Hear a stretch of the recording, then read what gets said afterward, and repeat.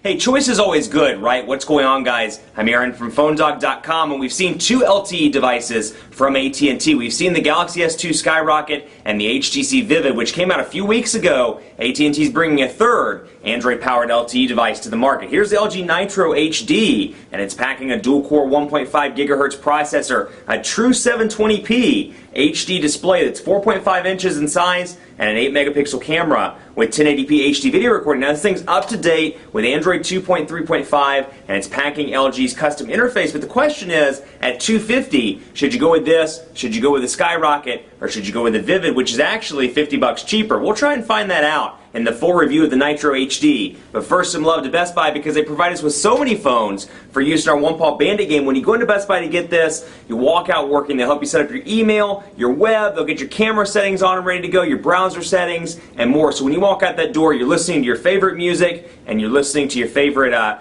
music videos and things like that at Best Buy Mobile. Let's take a look at this. LG Nitro HD. Is this the phone to get? Should you go with the Skyrocket or the Vivid? Or heck, maybe even one of Verizon's LTE offerings? We'll find out starting right now. So regardless of who your favorite Android manufacturer is, be it LG or HTC or even Samsung, it's always good to have choice in the marketplace. Here's the LG Nitro HD. Now this is available from AT&T now for $249.99 with a new 2-year agreement. Apparently, we're getting these bursts of text messages from this little party place. If you want to go to a party, hey, maybe give them a text or something. Some crazy party number keeps texting the demo line. But anyway, AT&T, $249.99. It's their third LTE device, and it's packing some pretty reasonable specs. It's got a dual-core 1.5 gigahertz Snapdragon processor. It has an 8-megapixel camera on back with 1080p HD video recording. It has a front-facing shooter. It's got a 4.5-inch True HD 720p IPS display. So it goes up there with the HTC Resound and the Galaxy Nexus, and it's the third device to have a True HD display in the United States. So all in all, it's got the specs. It's running Android 2.3.5 with LG's custom user interface, as you can see here. Now this is the same interface, or at least a very similar one, to what we saw in the Revolution when it launched on Verizon. And I'll be honest with you right at the beginning of this review, I'm not a fan. I think it's a little bit laggy. I think it's a little bit underdeveloped for a high-end phone. This is the kind of interface I would expect to see on a low-end or mid-range Android phone, not on a high-end phone. High-end I expect to see Sense, TouchWiz, ones that are really fleshed out as opposed to this. It feels like just a very basic user interface and kind of lagging, kind of clunky as opposed to Sense. But anyway, LG's custom user interface installed on this, and you can see over here, you've got nothing over here on this side. You have a volume rocker over on the left side. Up top, you have your micro USB charging port under this nice little flap, a power button, and then you get your 3.5 millimeter headphone jack as well. So you've got your nice LG battery door here, and you've got a texturized battery door as well, so it's easy to hold, and it provides a substantial amount of grip. Now, interestingly enough, this device, and I can't obviously show you this on camera, but the device just doesn't feel up to par, at least in the way it feels in the hand. It's lightweight, which is nice, and it's definitely plasticky, and you're thinking, where? And the Skyrocket's plasticky too. There's a different feel to the Skyrocket, and definitely to the Vivid, with its metal battery cover and that metal accents. Definitely a different feel here as opposed to those two. This thing feels cheap to me. Even the Samsung one, which is plasticky, doesn't feel as cheap as this one. It just doesn't feel like a $249 handset to me. Now, that's obviously subjective. You may feel differently. Take a look at all three in store and see which design and which form factor and which, the overall materials used, which one appeals to you the most. But what I will say is, out of the LTE devices I've worked with, it just exudes kind of a cheap plasticky feeling to me, more so, way more so than the Samsung devices on the market. But you may be looking for a lightweight device, in which case this may be the device for you. So you can see out of the box here, you get some AT&T stuff: code scanner, family map, navigator, you get Google Books, you get featured applications,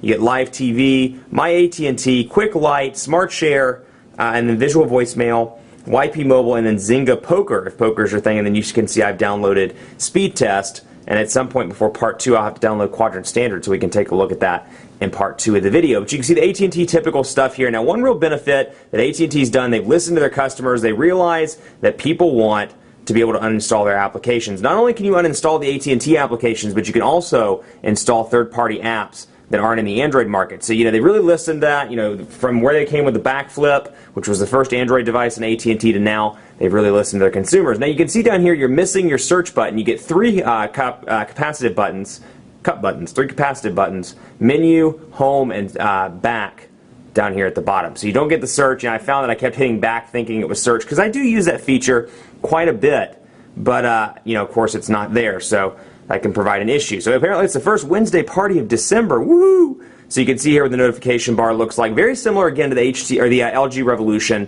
on Verizon. You've got your silent button here. You've got Wi-Fi, Bluetooth, GPS, airplane mode, and then of course I can clear my notifications by clicking there. Now you'll notice the AT&T network identifier stays in the top left-hand corner the entire time, and then you can see the date is replaced where most carriers put their network ID. But you get 7 home screens here. Like I said, Android 2.3.5, and for the most part, it's relatively snappy. You know, that dual-core 1.5 gigahertz processor does a good job. Now that said, I've worked with all 3 of AT&T's LTE devices. I've had them in my office for several days, and some of them for weeks since the New York event a few weeks ago with the Vivid and the Skyrocket. And I'll tell you that even though this thing's pretty snappy in most tasks, there is a little bit of a lag from time to time. And another thing I notice is when I scroll through, and I probably can't duplicate it right now, but I'm scrolling and I go to hit, let's say, Gmail, you can see that I have to press it a couple of times to get it to respond. So the touch responsiveness isn't as good as it could be, in my opinion, especially compared to the Skyrocket and the HTC Vivid. But beautiful display, 4.5-inch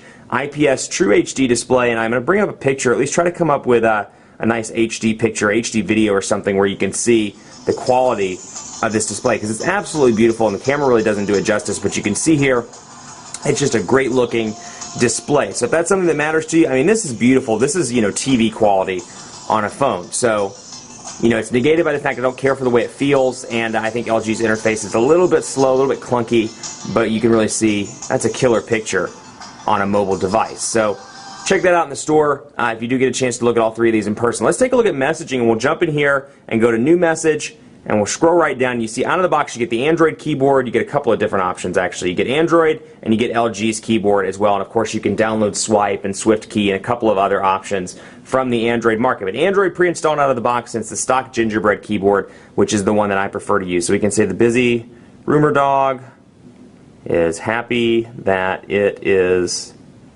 Wednesday. Whoops, Wednesday. Wednesday.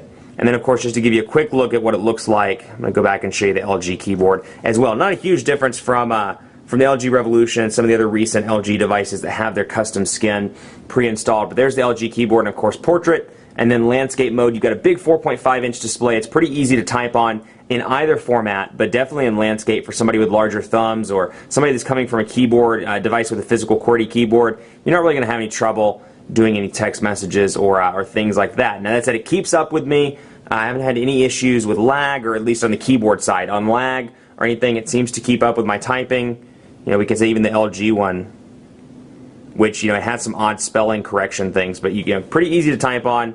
And then over here, you can get rid of that if you so desire. So messaging interface, again, you know, kind of a threaded text messaging interface. It looks very similar to what we've seen on LG in the past, but I keep going back to this user interface because you can just see here. We'll take a look at the widgets. It just seems very low-end, or like something you would see on a low-end or mid-range device. I know I keep harping on that, but I think for a lot of you, if you're like me, you either want, you know, a great user interface that's really fleshed out and has gone through several revisions, or, you know, stock Android. I think this is kind of a disappointing thing for a really high-end device like this. So you can see here our widgets. I have battery life, and I have some LG widgets as well. I have music, I have notepad, photo frame, power control.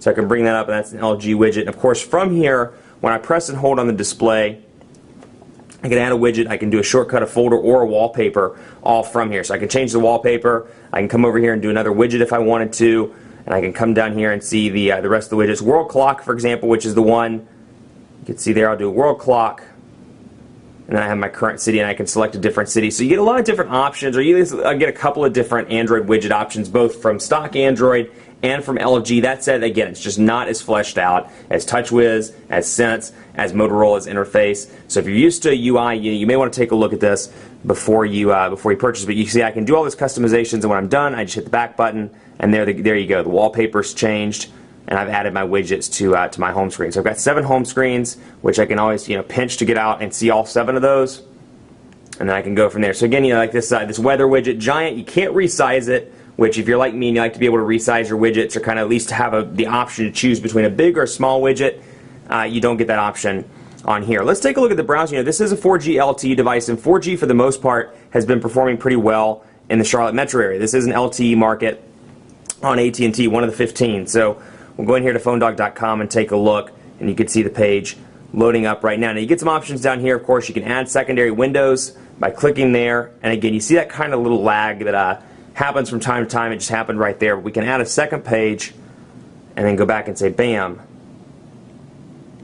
And again, that's what I'm talking about. Just that touchscreen registration. It just seems like it doesn't register your gesture quite as well as the Skyrocket or the Vivid or some of the other Android devices. I just see a little lag and little issues like that. So hopefully those will be addressed in a software update in the future. But I will say I saw the same thing on the Revolution. So to me, I'm pretty convinced it's something in LG's user interface. Could be wrong, but that's at least what I'm thinking. So you got your settings here, and then of course, by clicking the plus, you can add it to your most visited or your bookmarks. So we'll come back out here and go into browser, and we're going to go back to PhoneDog,